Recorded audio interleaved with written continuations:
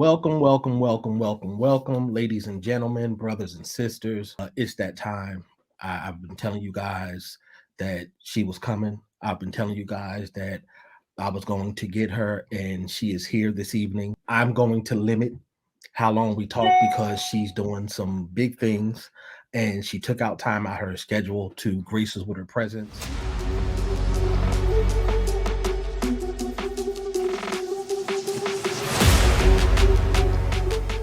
None other than, and I've seen this all over the place, so I refer to you as the Ad Lib Queen Oh God, herself, the one who loves you, indeed. evangelist Lillian Lloyd.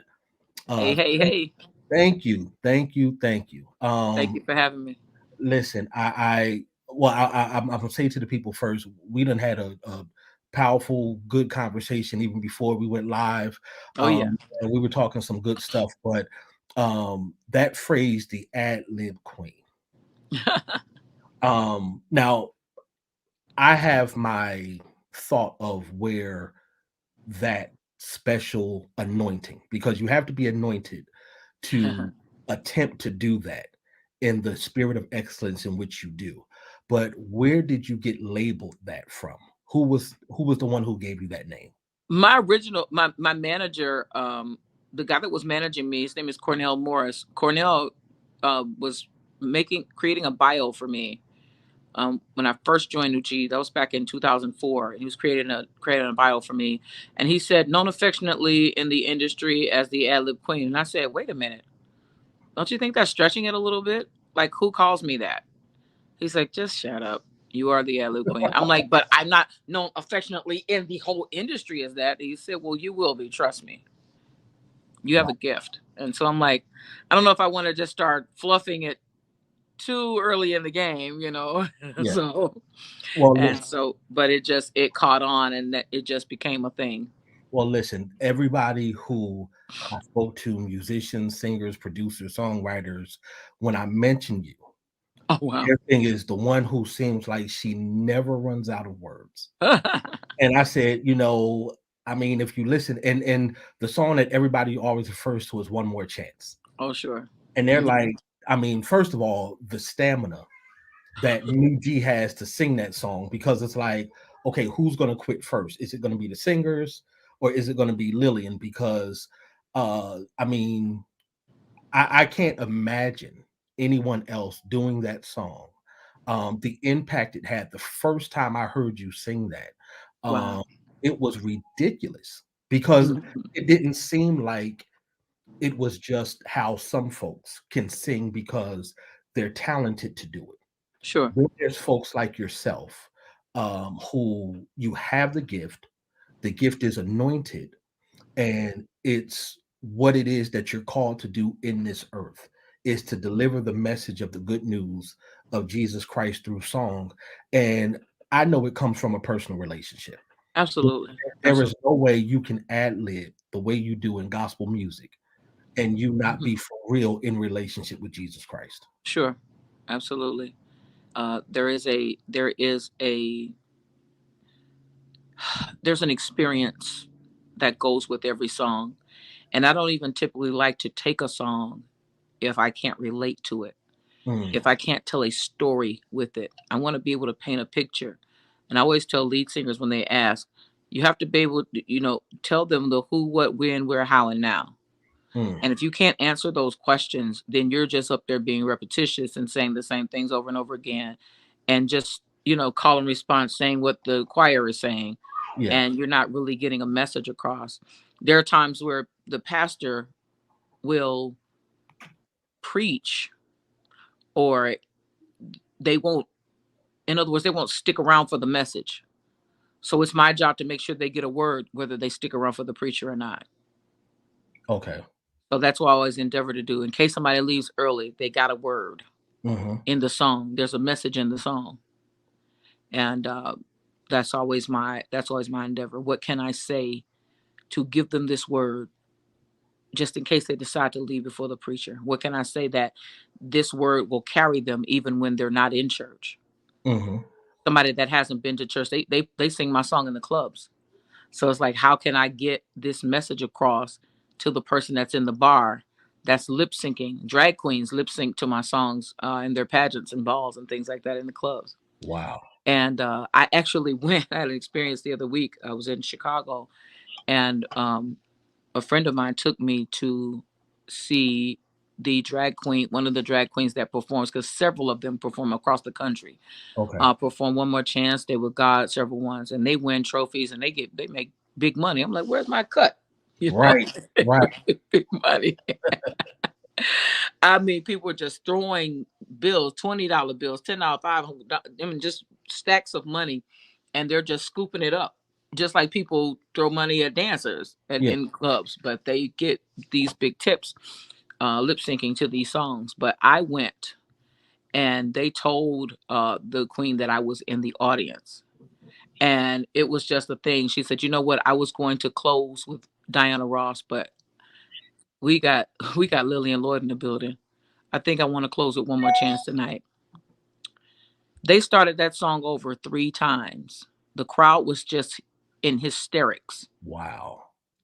And so the last time around, I was just standing there in tears, watching as all of these church kids, because that's all that was at the club that night, Yeah. a bunch of church kids Yeah.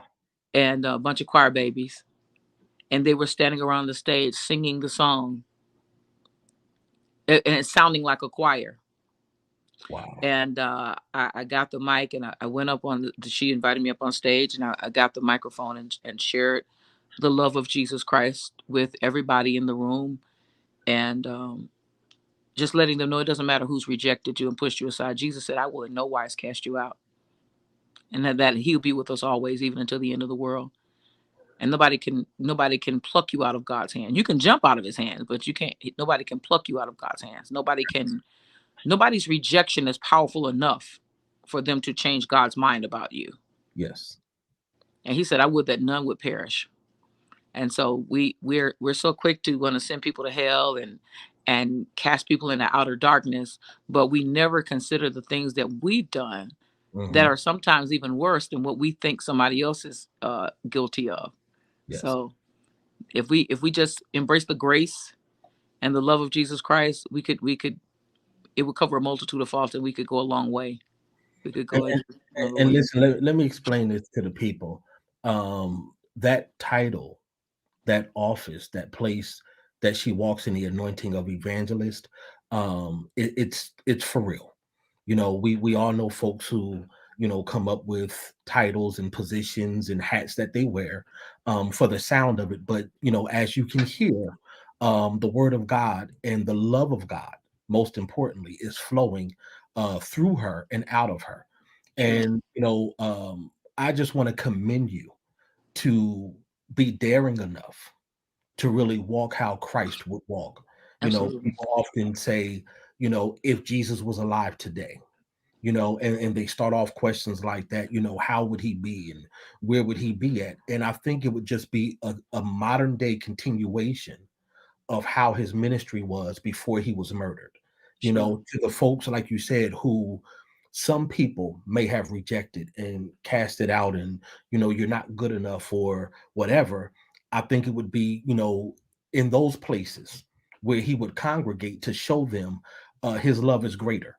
absolutely, And I commend you for that, because not everybody's willing to go into the highways and the hedges. absolutely. Some folks want to stay in the street with the street lights on them, but you're saying you're the light. They don't want to go into darkness. Hmm.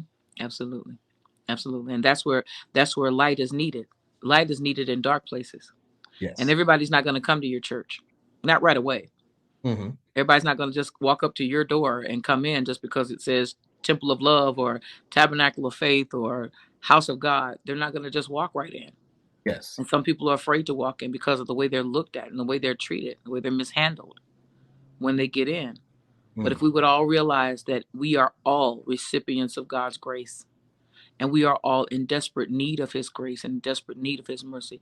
I'm humbled to be in God's house. I was at a church Sunday, and the pastor said, you know, I just want to let you know that some of our members um, suffer from mental illness. So if you notice anything, just not. I said, sweetheart, you don't have to give me any disclaimers.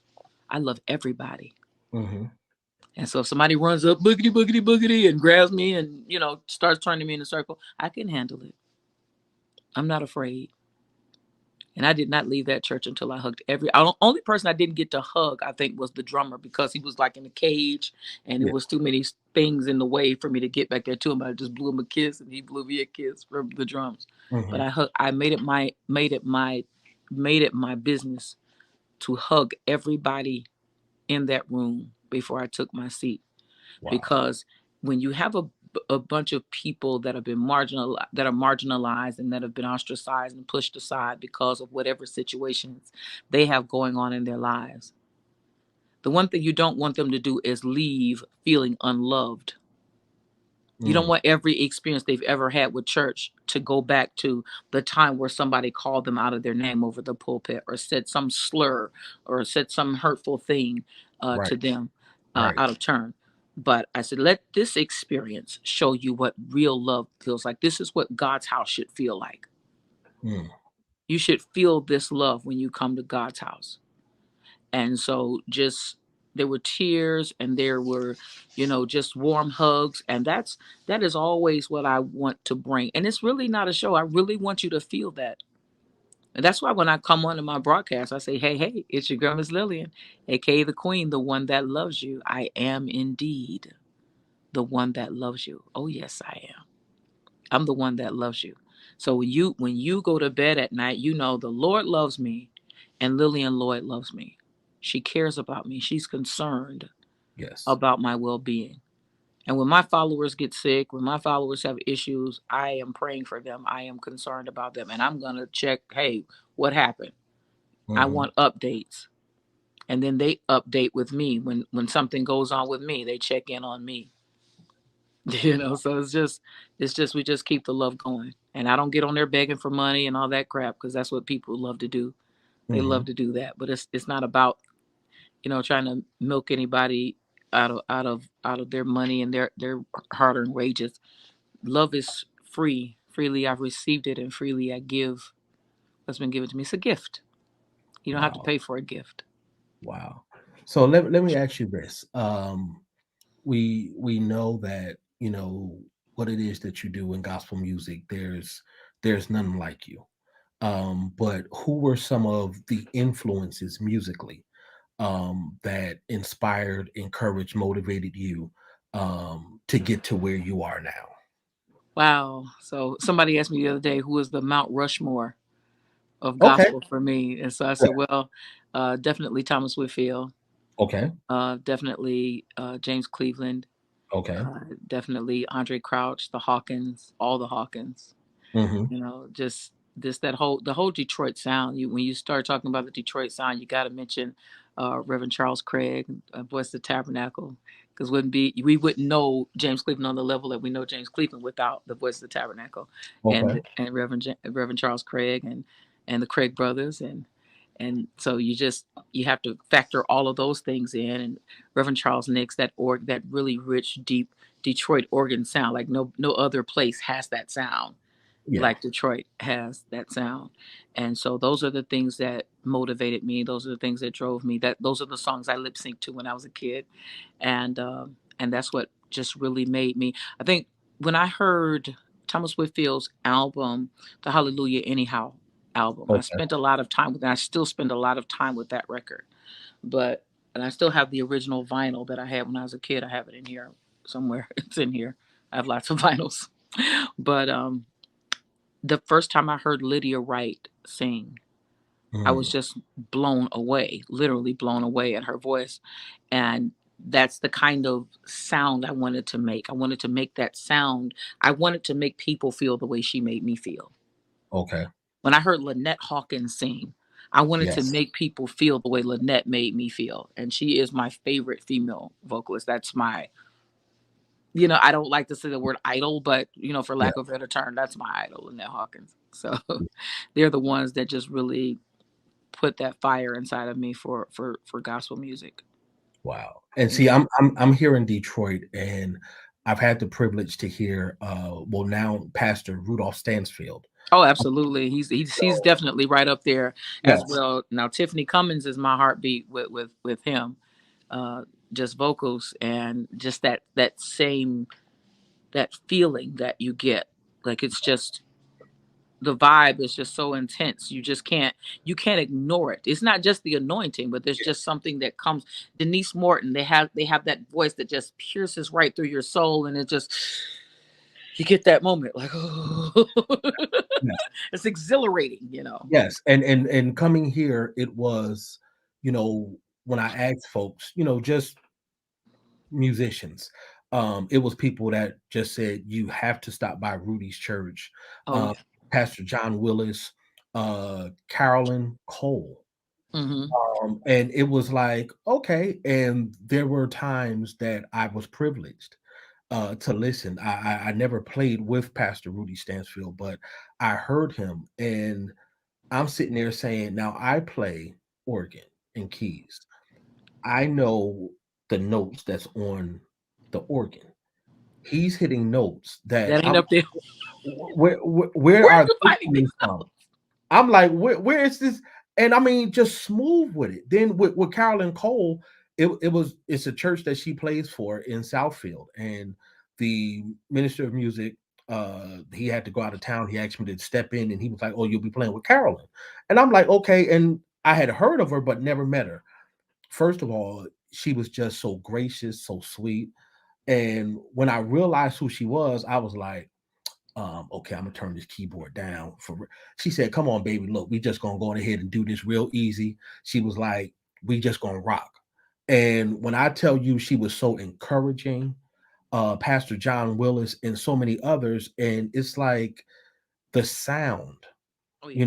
the openness to pour into and to help, inspire.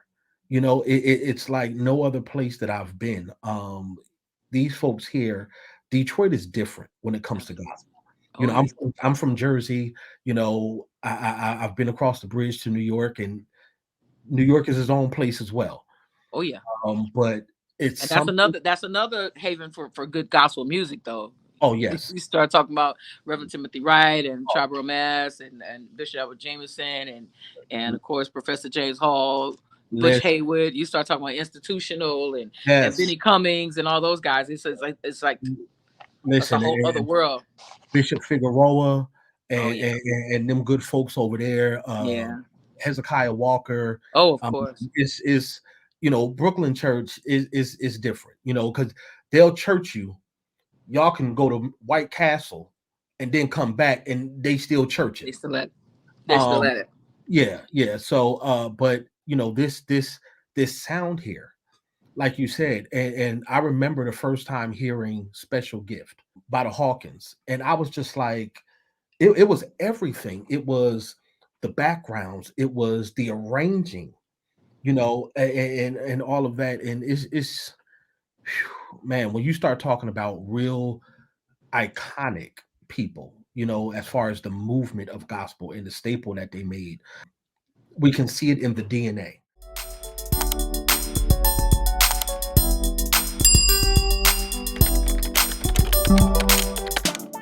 Because listening to your music, there's nobody that I've heard that have heard your music, and the first thing they've said is, "I felt that."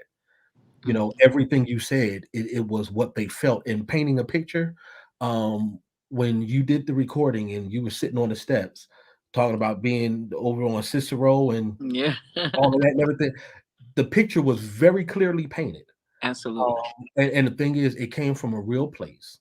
You Absolutely. know, and I think that's the reason why when your name is referenced and people hear it, you leave people in awe. I always want people to, I think we take a lot of things for granted. Yes. I'm not expecting any company, so there shouldn't be anyone knocking at my door. Oh, That's weird. Okay, we'll keep going. okay. Um, the Why would somebody be knocking at my door? That's weird.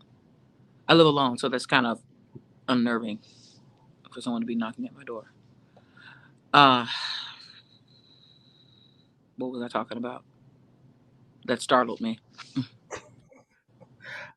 Just the what you want people to feel Oh when you. yeah, I want people to feel um, a connection. We take a lot of things for granted. That's where I was going with that. We take a lot of things for granted, and we we see homeless people on the street. We see drug addicts all the time, and we don't realize that we're just a paycheck or two away from being in their spot. Yes. We think that we're special because we have an education or we have a job or we have, I'm job security, what they think is job security. And they don't Yes. realize that a series of events could take that and it could be a completely different situation in Right. just a matter of moments. My mother, back in June, my mother suffered a stroke Wow. Sorry to hear that. the day after my birthday. And so I was literally getting ready to go into sound check and was getting ready to go into sound check. And I get a phone call from my sister, Julie. She says, we had to fly mom to Atlanta. She has a blood clot on her brain, Wow.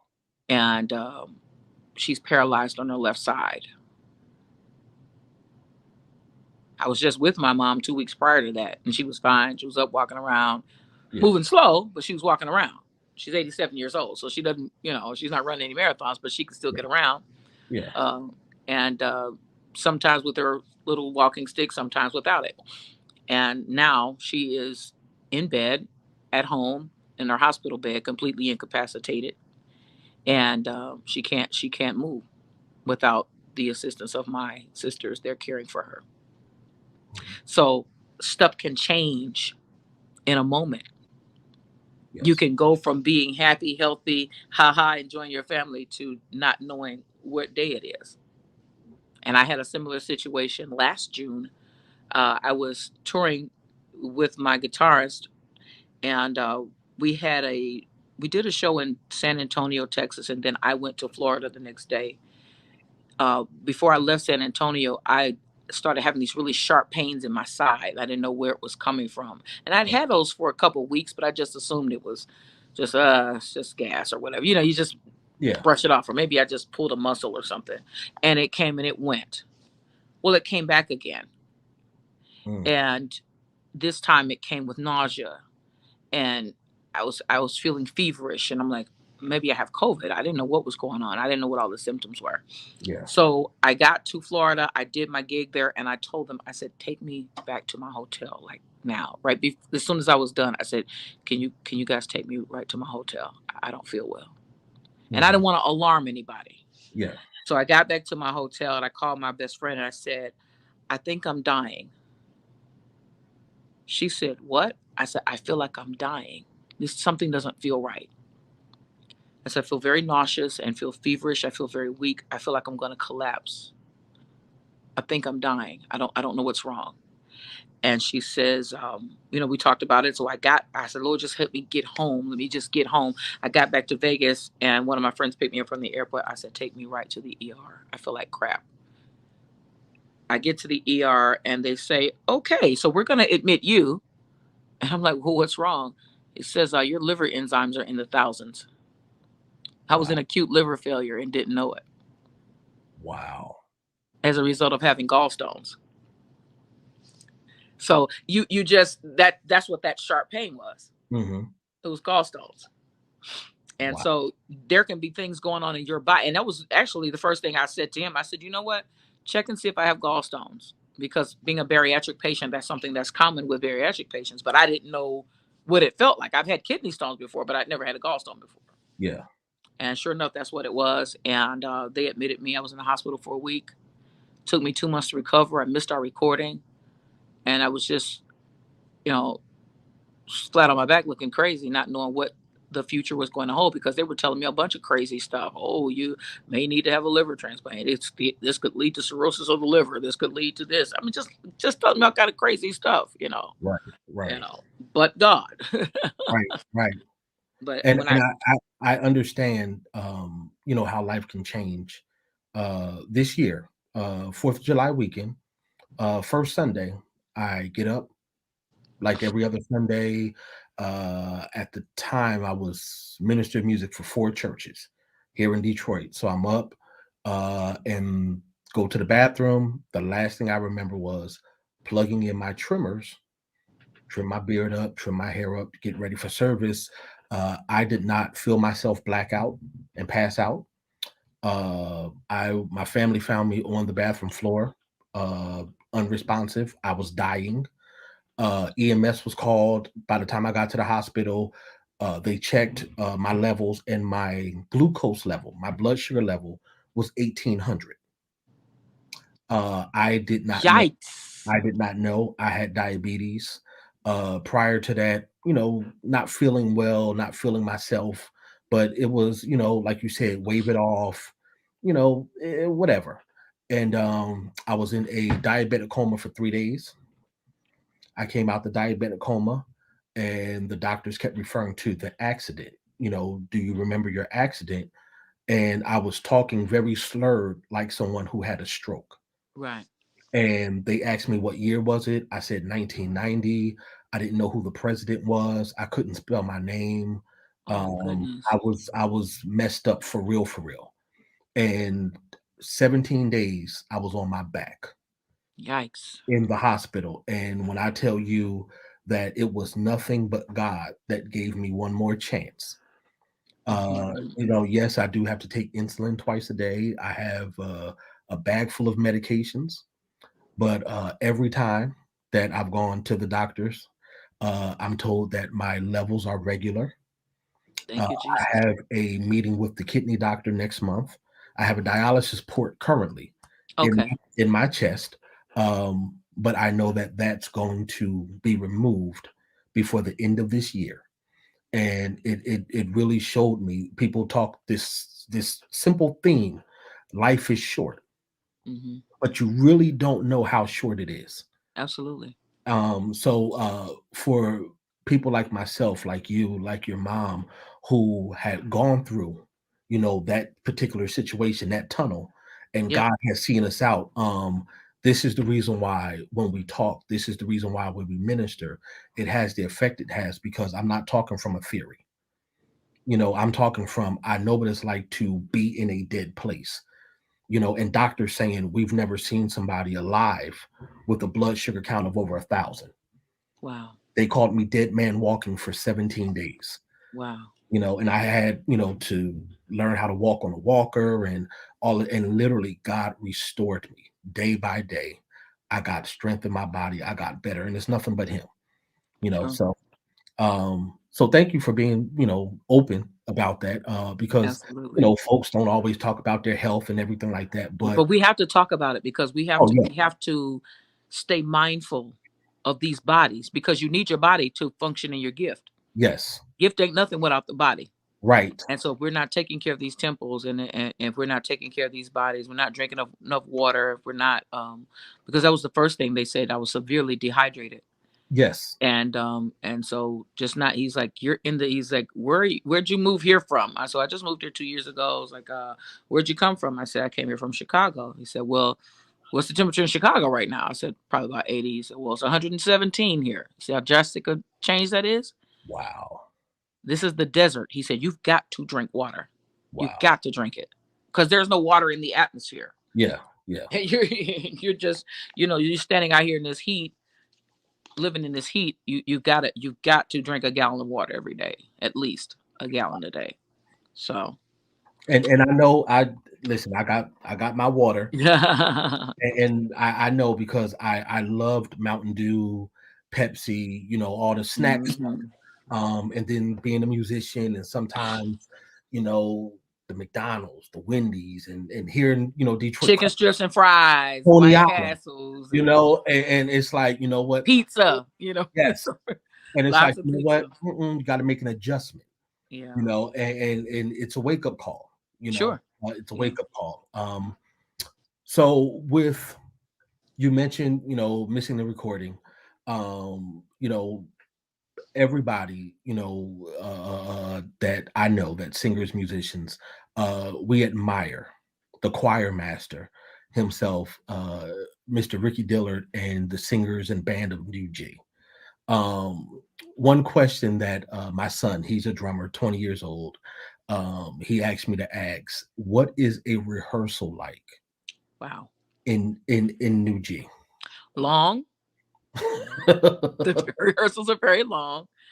But they're it's just an awesome experience. It really is an awesome experience. Our assistant director, Larry Jones, Hmm. Dr. Jones conducts rehearsals a lot of the time. Dr. Dillo can be like on the way. Dr. Jones will get us started with prayer.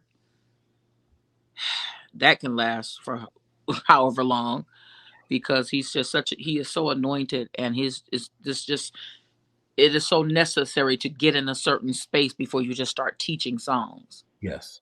That space has to be there. You have to be in the presence of God so that everything flows smoothly. Once we get in the presence of God, it's easy to sing his praises when you're in his presence.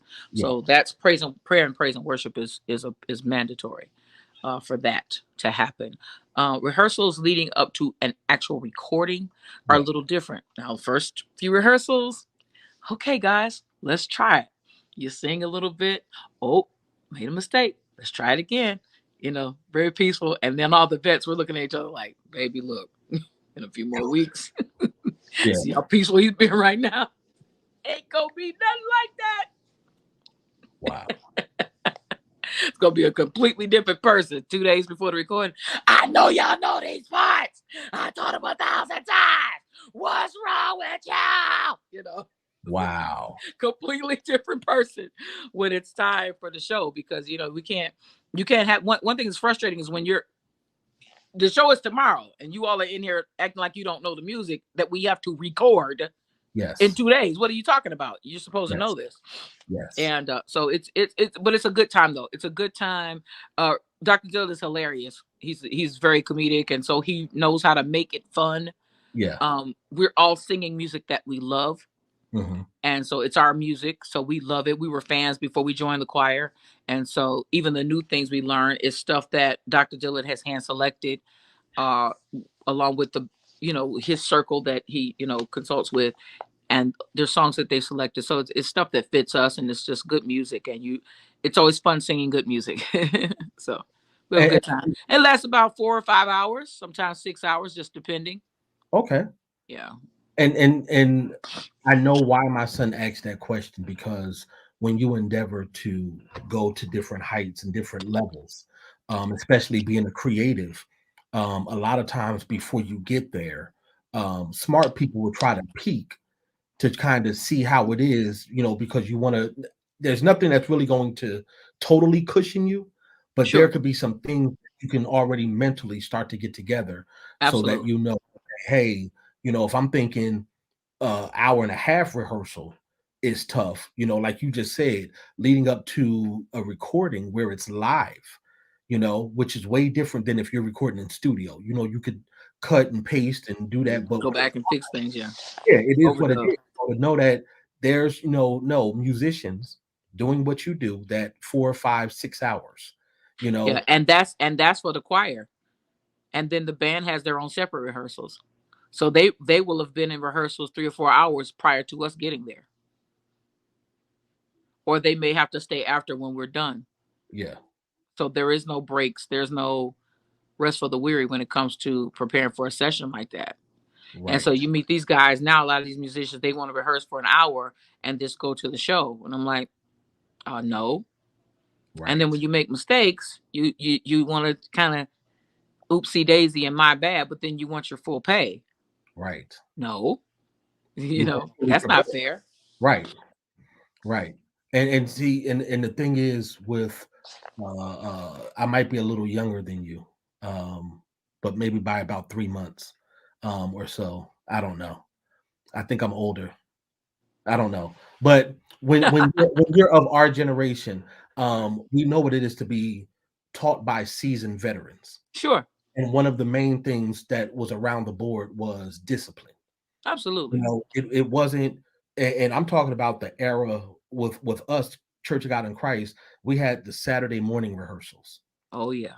You can make that hair appointment if you want to at 11 Hmm. o'clock, thinking that 9 o'clock rehearsal will be done by then. We're done when you got your part.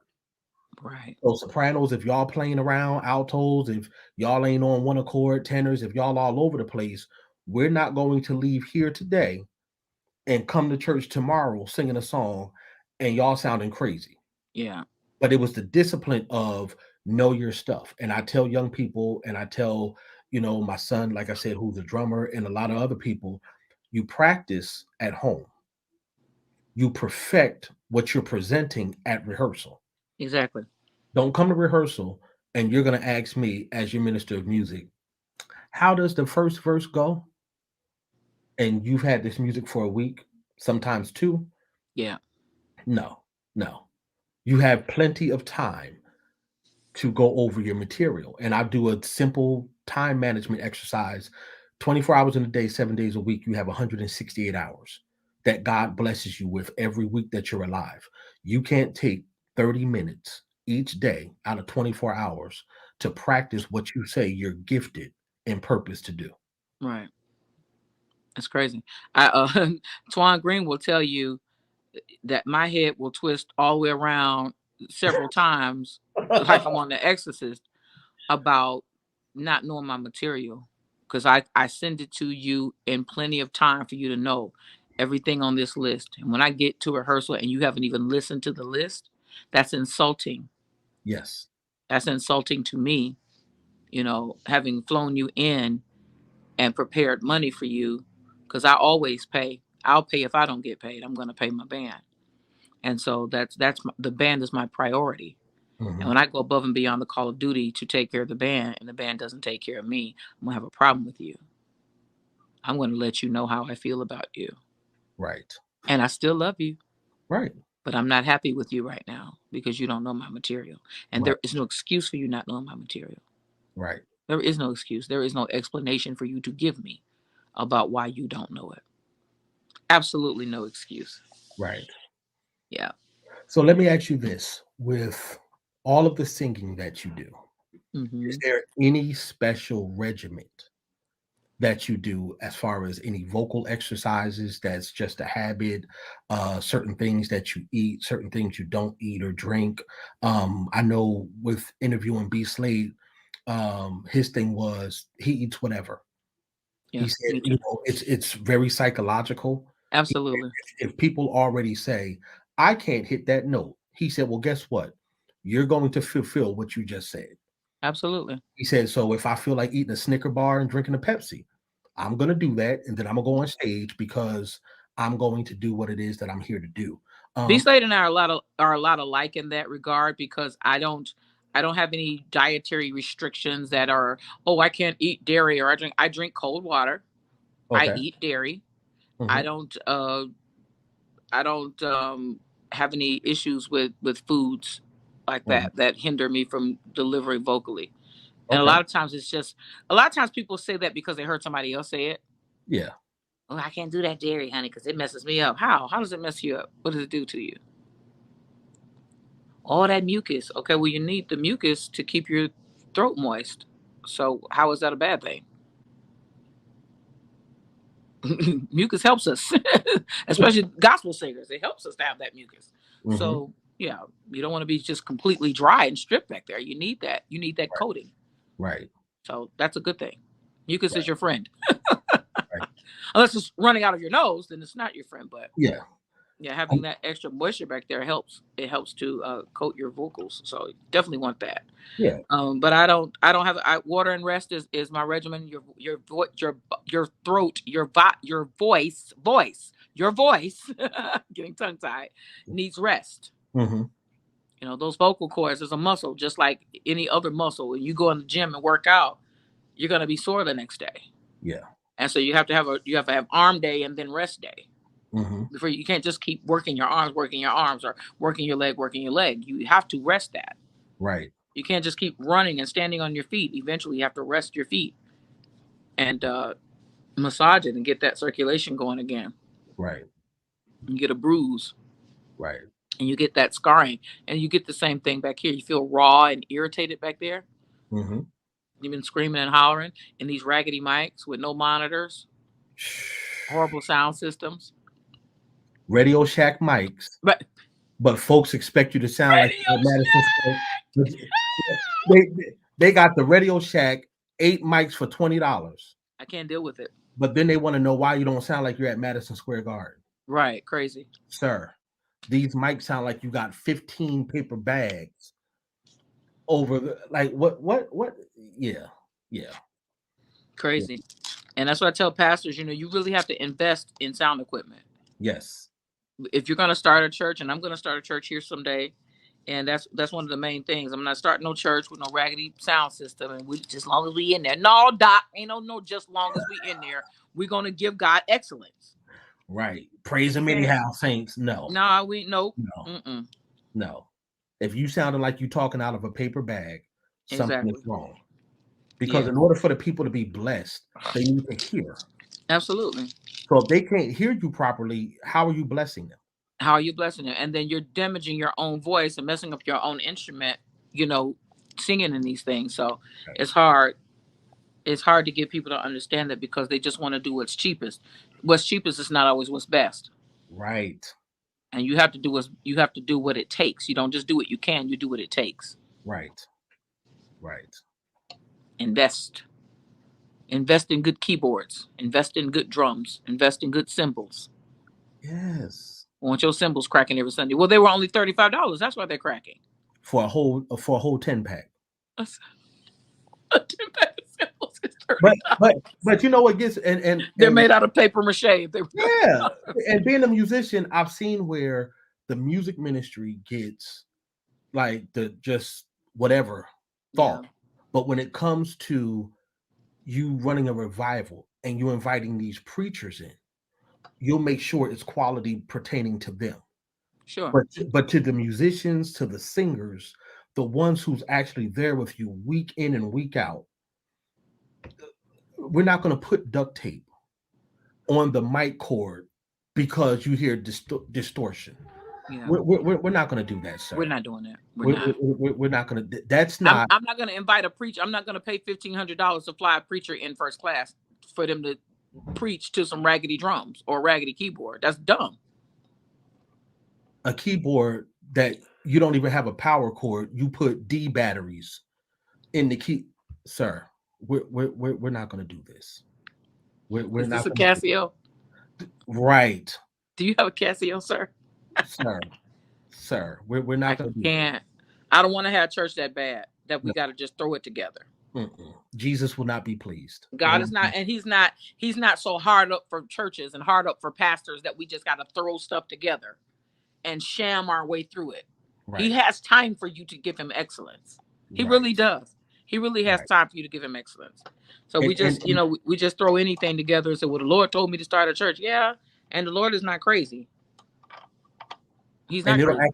it'll actually make him smile Mm-hmm. if you think enough of him to say, you know what, God, not just give you my best, give you the best. The best. Absolutely. Some of them other, co-laborers of mine, this is what's considered to be the standard in gospel. We have good sound, the people can hear, we're going to give the funeral home back their fans, and have central air. Yes. Praise the Lord. Yes. Hilarious. So Lillian, I'm going to pause right here because I know you're busy. I know what you got going on, and I thank you. We're going to have to do a part 2 to this at a Absolutely. later time.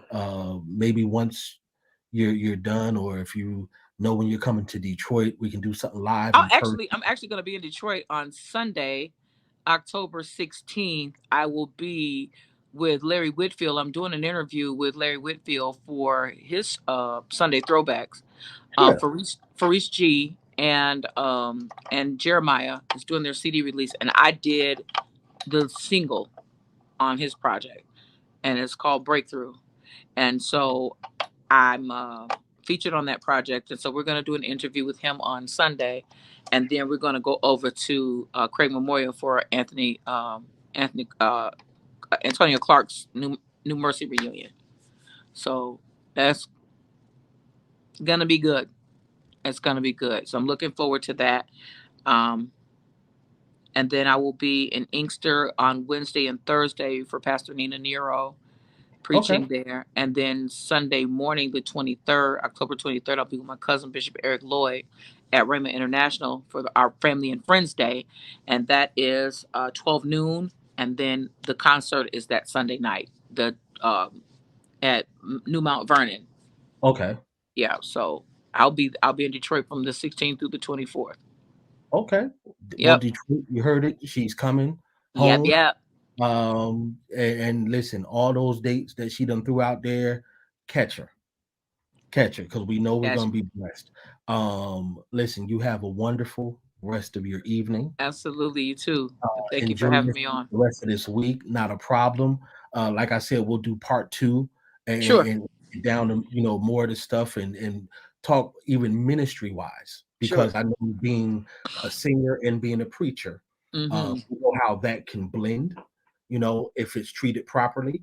And we've seen where it hasn't been treated properly and it hasn't blended. Oh, yeah. So yeah, we're going to talk about that. But Amen. listen, continue to do what you're doing, being a great example, Thank being you. encouragement to so many people, and you just have a wonderful evening. You too. Thank you so much. All right, bye-bye. We'll see God you bless. later. Okay. All right.